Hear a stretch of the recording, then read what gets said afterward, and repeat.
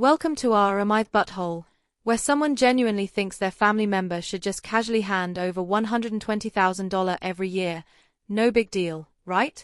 Am I the butthole for refusing to send my daughter to public school or asking my brother-in-law to pay for my stepkids to attend private school? I'm a 25-year-old woman and have an 8-year-old daughter. I had her when I was really young, and her father has never been in the picture. My older sister, who's 34, and her 39-year-old husband have helped me a lot. Without them, raising my daughter and finishing college would have been impossible. My sister is a stay-at-home mom, and her husband is super wealthy thanks to his family business. They've been paying for my daughter to attend the same expensive private school as their kids. It's insanely costly, but they can afford it, and I'm incredibly grateful they're giving my daughter more opportunities than I ever had. Now, I recently got married.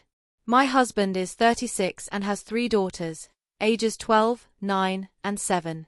They currently attend our local public school, which is decent, but obviously not on the same level as the private school my daughter attends.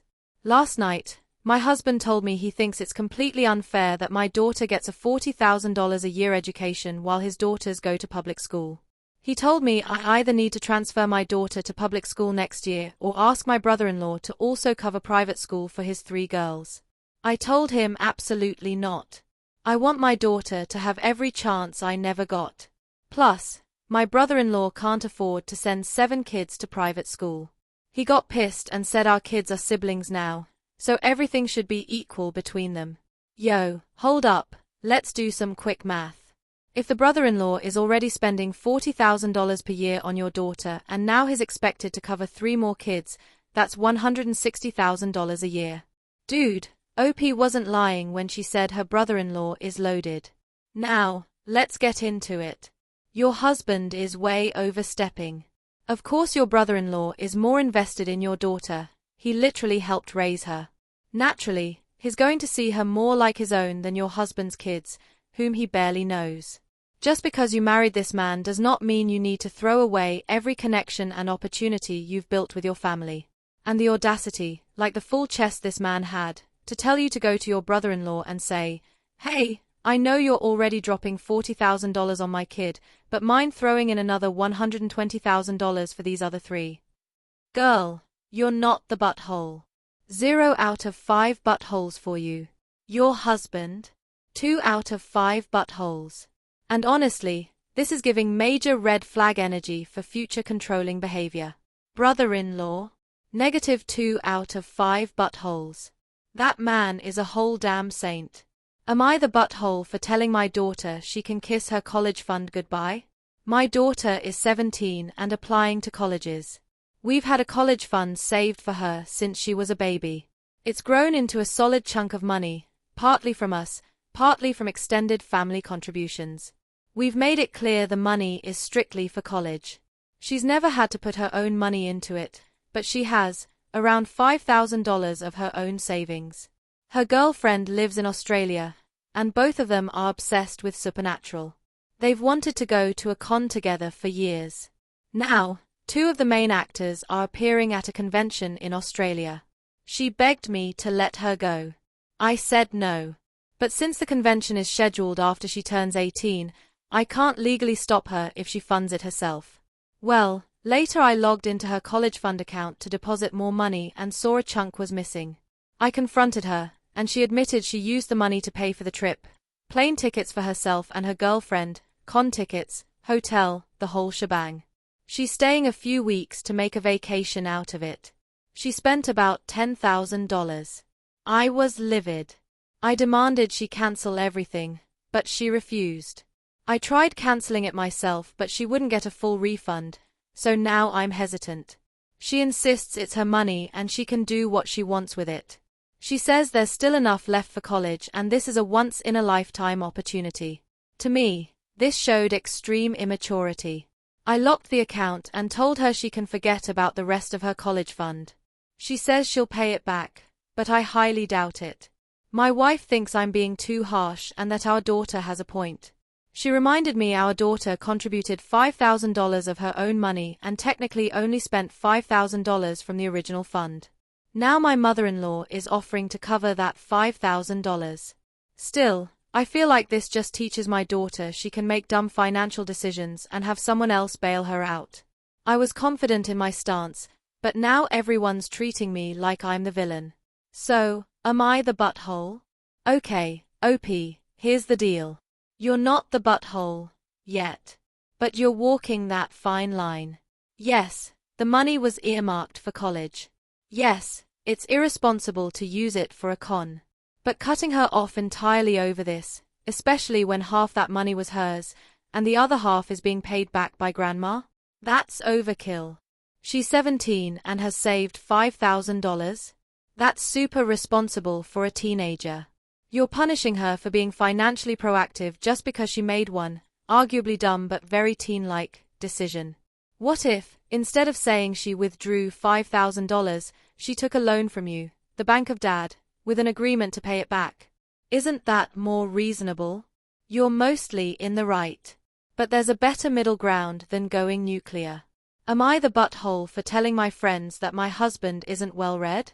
My husband, Will, is in the Navy and works on nuclear reactors aboard submarines. We've been together 4 years, married for 2. At a small get-together with some of my college friends, we were talking about books. One of them, Steve, turns to Will and asks, "What's your favorite book?" Will says, "To Kill a Mockingbird." Steve gives him this weird look and asks, "Have you read anything outside of high school?" Will hesitates and says, "Outside of manuals at work. I guess not." I tried to deflect the awkwardness and laughed, saying, "Yeah, he's not well educated, so he's never had a reason to be well read." Everyone laughed, but after that, Will barely said a word. On the ride home, he was dead quiet. I asked if he was okay, and he replied sarcastically, "Peachy." When I pressed further, he said, "I don't know. Am I educated enough to express myself?"